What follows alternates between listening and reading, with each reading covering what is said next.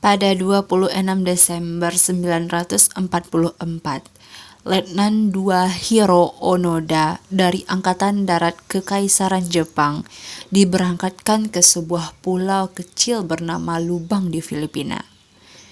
Dia diperintahkan untuk sedapat mungkin memperlambat gerakan Amerika Serikat untuk bangkit dan melawan apapun taruhannya, dan untuk tidak pernah menyerah. Baik dia dan komandannya tahu bahwa pada intinya ini adalah sebuah misi bunuh diri. Pada Februari 1945, tentara Amerika mendarat di Lubang dan mengambil alih pulau dengan kekuatan militer yang begitu besar. Hanya dalam beberapa hari, sebagian besar tentara Jepang entah menyerah atau terbunuh. Namun Onoda dan 3 orang di pasukannya berhasil bersembunyi di pedalaman hutan. Dari sana mereka memulai sebuah gerakan perang gerilya melawan tentara Amerika dan penduduk setempat.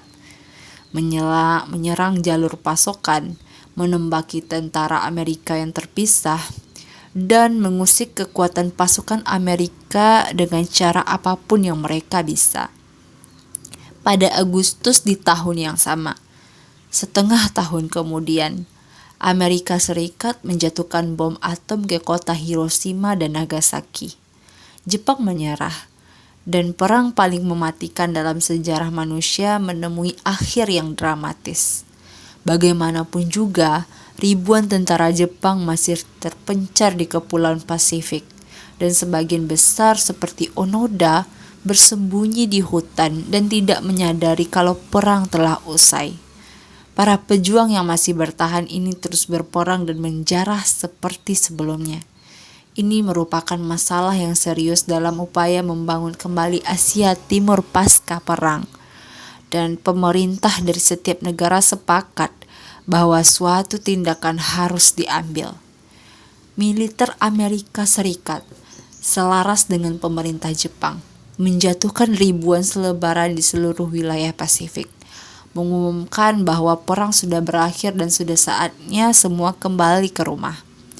Onoda dan orang-orangnya seperti banyak lainnya mendapatkan dan membacakan selebaran tersebut. Tapi tidak seperti kebanyakan orang, Onoda berpendapat bahwa selebaran itu palsu, sebuah perangkap yang dibuat oleh tentara Amerika agar pejuang gerilya keluar dari serangannya. Onoda membakar selebaran tersebut, kemudian dia dan orang-orangnya tetap bersembunyi dan meneruskan perjuangan mereka. Singkat cerita, 5 tahun waktu berlalu. Selebaran sudah lama dihentikan, dan sebagian besar tentara Amerika telah pulang. Penduduk asli Pulau Lubang berusaha kembali menjalani aktivitas normal mereka, seperti bertani dan melaut. Namun Hiro Onoda dan pengikut setianya masih membaki petani, membakar tanaman mereka, mencuri ternak mereka, dan membunuh penduduk lokal yang mengembara terlalu jauh ke dalam belantara. Pemerintah Filipina membuat sebuah selebaran baru dan menyebarkannya ke seluruh penjuru hutan. Keluarlah, kata mereka, perang sudah berakhir, kamu kalah. Tapi ini juga diabaikan. Tahun 1952, pemerintah Jepang mengambil langkah terakhir untuk menarik para prajurit yang masih bersembunyi di seluruh Pasifik. Kali ini, surat-surat dan foto-foto dari keluarga para prajurit yang hilang disebarkan di udara. Berikut sepucuk pesan pribadi dari kaisar sendiri. Sekali lagi, Onoda menolak untuk mempercayai kebenaran informasi tersebut. Sekali lagi, dia yakin bahwa itu hanya tipuan Amerika. Sekali lagi, dia dan orang-orangnya bangkit dan melanjutkan perjuangan. Tahun berganti tahun dan penduduk Filipina yang lelah diteror akhirnya mempersenjatai diri mereka dan mulai menyerang balik. Tahun 1959, salah satu pengikut Onoda menyerahkan diri dan seorang lain terbunuh. Dan 1 dekade berikutnya, orang kepercayaan Onoda terakhir bernama Kozuka ditembak mati polisi setempat saat membakar sawah. Sembari masih mengobarkan peperangan melawan penduduk setempat setelah tepat 1/4 abad penuh Perang Dunia II berakhir. Onoda setelah menghabiskan lebih dari separuh hidupnya di hutan lubang kini sendirian. Tahun 1972, kabar matinya Kozuka berembus ke Jepang dan menimbulkan satu kegaduhan. Orang-orang Jepang mengira sisa-sisa prajurit terakhir telah pulang dari perang beberapa tahun sebelumnya. Media Jepang mulai berspekulasi jika Kozuka masih berada di lubang hingga 1972. Kemungkinan Onoda sendiri, pejuang legendaris Jepang dari Perang Dunia II, mungkin masih hidup juga. Tahun itu, baik pemerintah Jepang dan Filipina mengirimkan tim pencarian untuk menemukan Letnan II yang masih menjadi teka-teki. Separuh mitos, separuh pahlawan, dan separuh hantu. Mereka gagal menemukannya. Setelah beberapa bulan berlalu, kisah Letnan Onoda berubah menjadi sebuah legenda urban di Jepang. Pahlawan perang yang terdengar terlalu gila jika benar-benar ada. Banyak yang merindukannya, yang lain mengkritiknya. Yang lain berpikir ia hanya berbahagia dan merupakan bagian dari dongeng dan kisah legenda yang diciptakan oleh orang-orang yang ingin mempercayai kedikdayaan Jepang di masa perang yang telah lama menghilang. Pada tahun-tahun itulah, seorang pemuda bernama Norio Suezi pertama kali mendengar kisah tentang Onoda. Suzuki adalah seorang petualang, penjelajah, dan sedikit berjiwa happy. Dilahirkan semasa perang usai, dia putus sekolah dan menghabiskan 4 tahun menumpang kendaraan berkelana menjelajahi Asia, Timur Tengah, dan Afrika. Tidur di bangku taman, di mobil orang asing, di sel penjara, dan di bawah taburan bintang.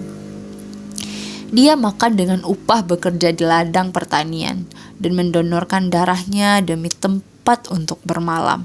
Dia adalah jiwa yang bebas dan mungkin agak sinting. Pada 1972, Suzuki membutuhkan petualangan lainnya. Sepulangnya ke Jepang, dia mendapati suatu norma budaya yang kaku serta hierarki masyarakat yang mencekik. Dia membenci sekolah. Dia tidak betah bekerja. Dia ingin kembali ke jalan, kembali menyendiri. Bagi Suzuki, legenda Hiro Onoda menjadi jawaban atas masalahnya. Mengejar Onoda akan menjadi petualangan yang baru sekaligus hebat baginya. Suzuki percaya bahwa ia akan menjadi orang pertama yang mampu menemukan Onoda.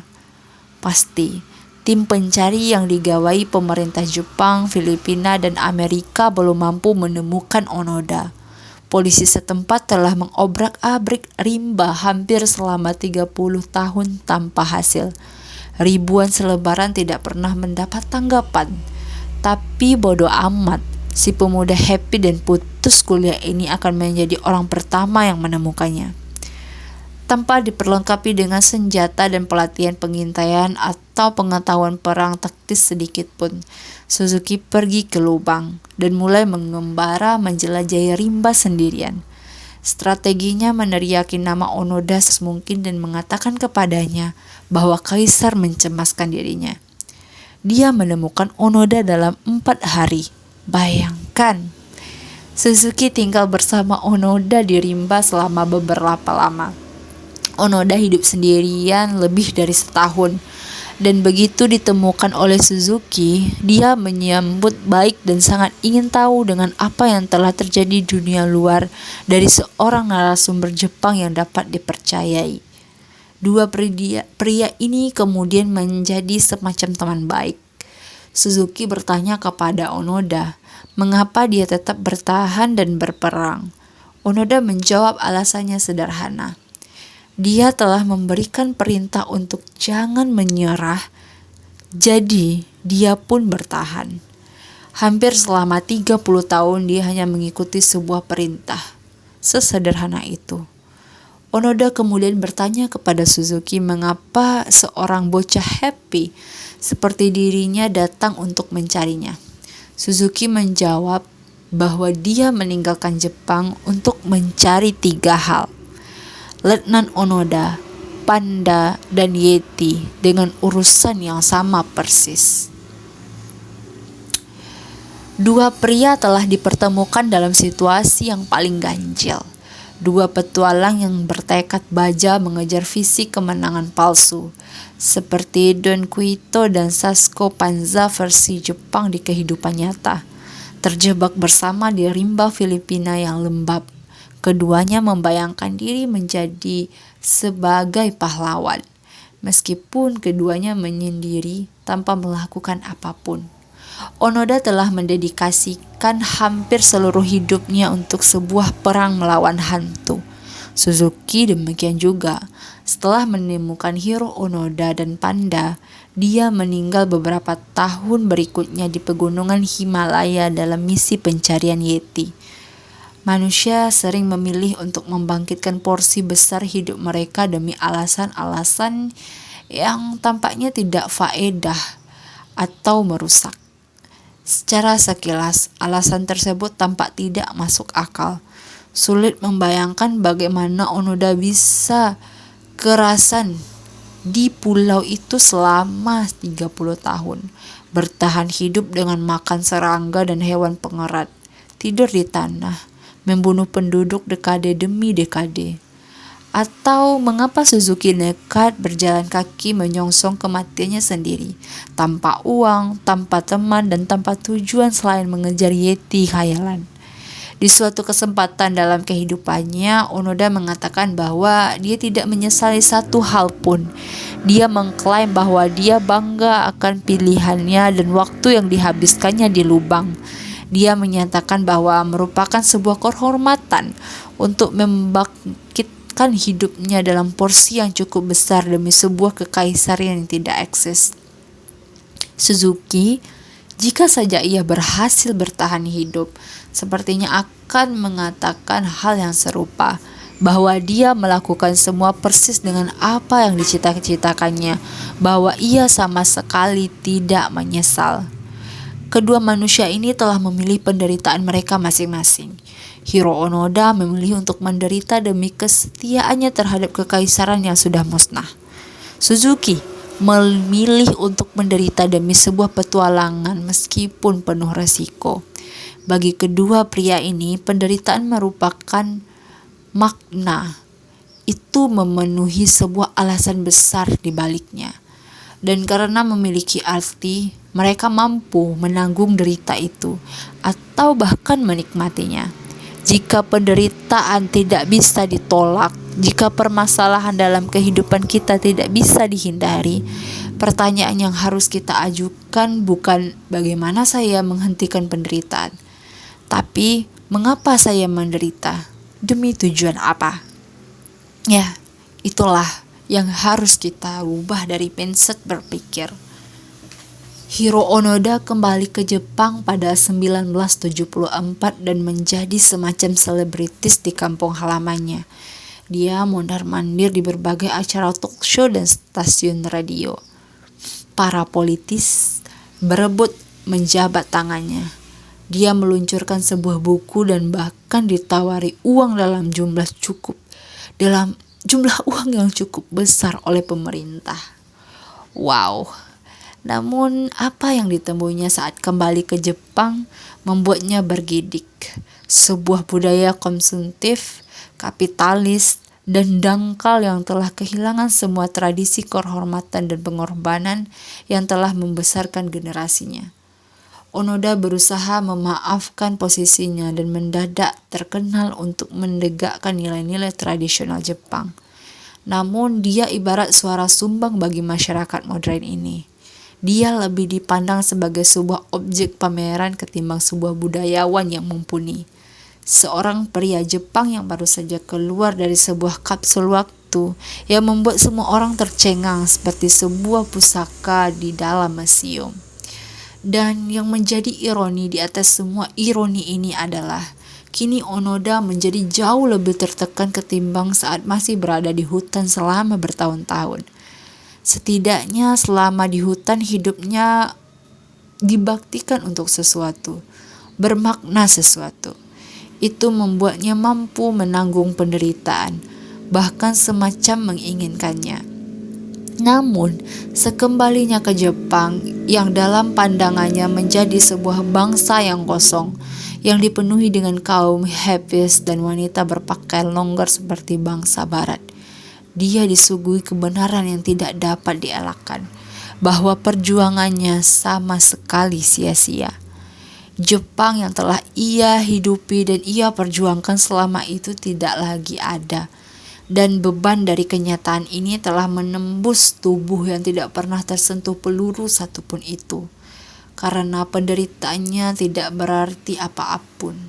Tiba-tiba semua menjadi nyata dan terungkap. 30 tahun terbuang percuma. Dan demikianlah pada 1980 Onoda berkemas dan pindah ke Brazil, tempat terakhir sebelum berpulang.